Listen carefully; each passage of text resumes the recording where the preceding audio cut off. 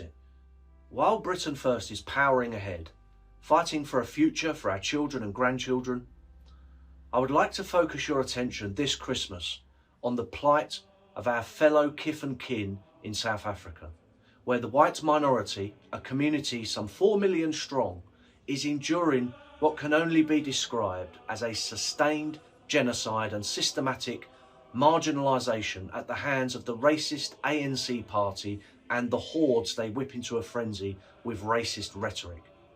Every day now, gangs of racist black thugs launch raids on white-owned farms and perpetrate horrific crimes, including brutal rapes, savage torture and sadistic murders.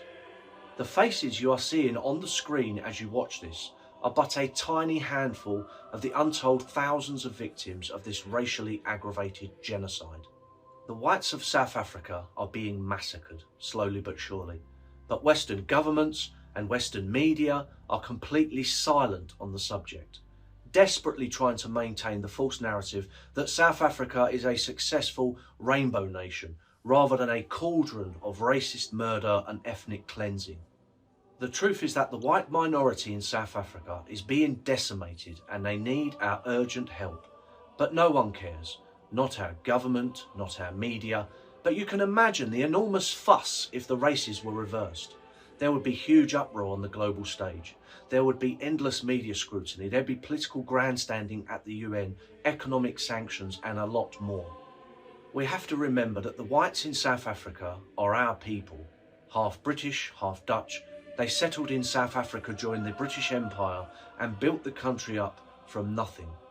This Christmas, please spare a thought for the white minority in South Africa who are totally abandoned to suffer racism, discrimination, mass murder and genocide without anyone to turn to for help.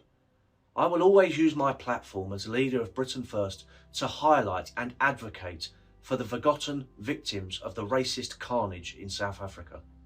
By the time New Year comes and goes, there will be even more victims, brutally murdered in the most barbaric manner, and yet completely ignored by the Western world of which they are a part.